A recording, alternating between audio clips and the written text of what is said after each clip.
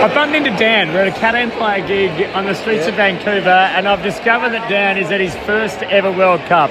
I've been on the ground 3 days. It's the greatest 3 days of my life.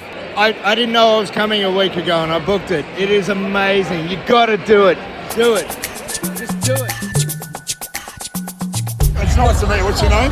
My name's Bruno. This is my 8th World Cup. 8 World Cups. 8 World Cups. Can you explain why you go? I got addicted. I just kept going. I went to 3 finals. Got into the first one. I got in with the Argentinian fans. We got a police escort into the ground. And that's where it bit me. It bit me, and I thought I'm going to everyone. It's the day before Australia's first match, which means I can actually be happy. I'm not paralysed by fear, worry, nervousness, anxiety and nausea. And this early in the tournament, so far, only 2 team supporters are completely heartbroken. The South Africans who got smashed and the Paraguayans who did not do well.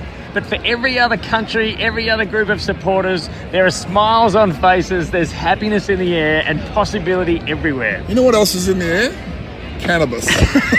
We're in Vancouver and there is a lot of cannabis in the air. There's singing, there's camaraderie, there's friendliness, there's smiles. We've chatted to Turkiye fans in the street and everyone has a beam a mile wide. And we all believe we can win.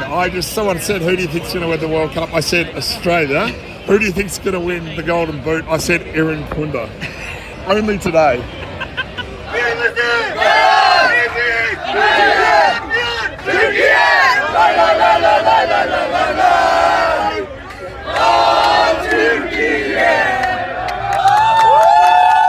The beautiful thing at the World Cup is the day before the match, everyone is happy. Yes, my name is Sergey, and we are very excited.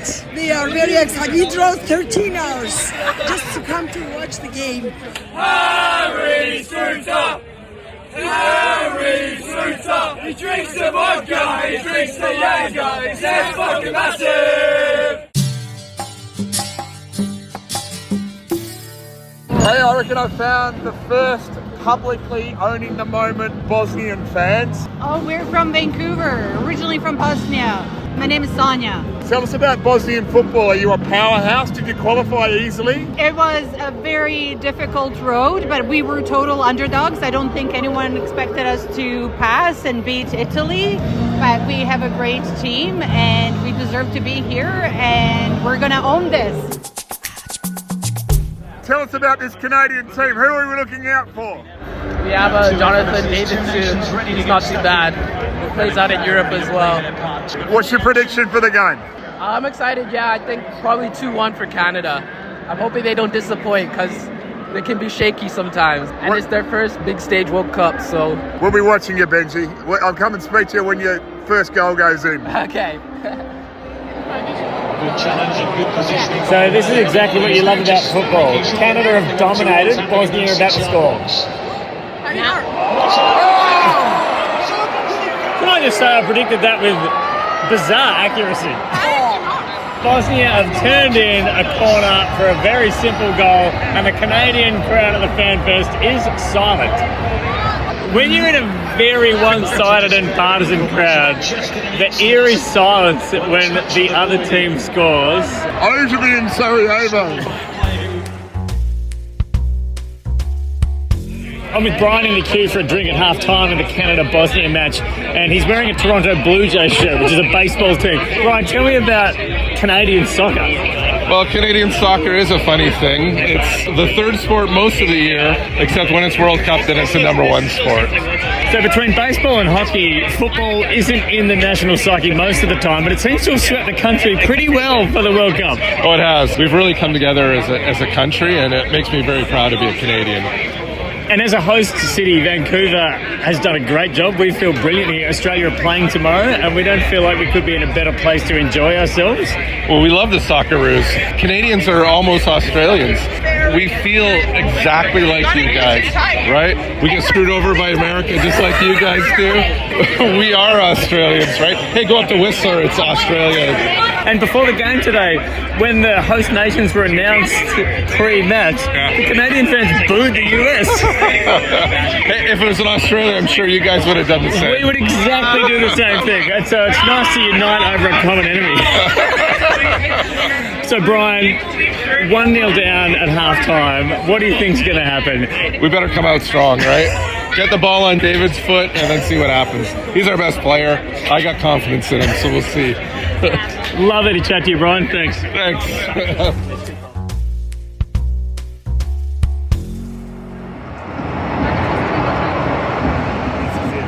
Out of this depressed silence, the goal. I reckon they don't know it's coming. Make something happen then.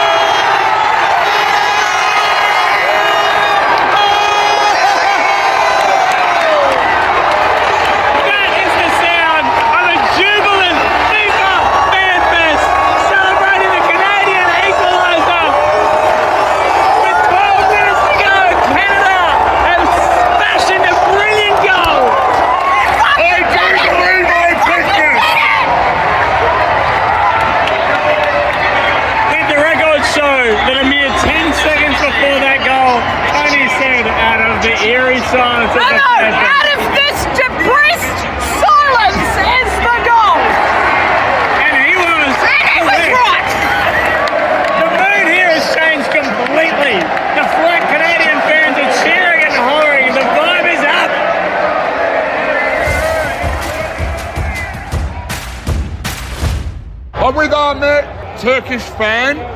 We have bonded. We're watching the US. Are you worried? They're kind of belting Paraguay.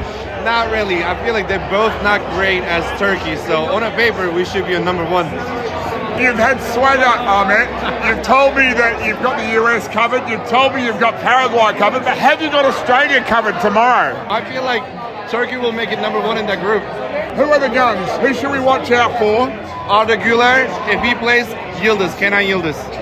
And he has been tearing up the Champions League, I believe. Arda Güler, yes. He's been the most improvement player in the Champions League this year. I hope you have a miserable afternoon. I really hope it drags into night and that you're just stunned by the majesty of the Socceroos. As your best wish, I wish the same thing for you. And I'd like to see you after the game here. It's been nice meeting you. Nice to meet you too. My first World Cup that I remember was 2006. I'll never forget sitting in my parents' bed. They let me stay up to watch Philip Lahm cut in and score against Costa Rica. All the stuff happened with Australia, and then it was either that Christmas or the one after. But my mum bought your book about your your trip to Germany, Australia United, and I read it every World Cup, wanting to go, and then I went through it again before because now it's my first World Cup 20 years later, and I was literally sitting on the plane when we were taking off, and I was thinking about parts of your book where you said you sat down and someone asked you something about you going to the World Cup or whatever, and it was like the closing into whatever the foreword or the chapter or whatever it was. But I remember reading the book and like you were talking about what it felt like and everything else, and I'm getting emotional because like I get to feel that now for the first time, and I'm so excited. So I'm sorry, I'm getting emotional now. But it was one of those books that like helped shape your childhood because you get someone understands what you feel, and I feel that now, and I'm so excited. Well, Frodo. Yeah. Sorry. We will go on a journey tomorrow. We will go on a journey, and I'm sure we're going to go on a journey against America. I can't miss a World Cup ever again. I felt exactly the same way, and as I wiped the tears from your eyes, I can say that we are here together now. It's going to be amazing, and it is amazing. Yeah. World Cup's probably the most patriotic I've ever felt about my country. It inspires a renewed hope in the Australian dream for me. And I would say that the ethic of the Australian culture comes from this underdog spirit, which the Socceroos embody better than any other team I know. So for all the above, makes me proud to be Australian.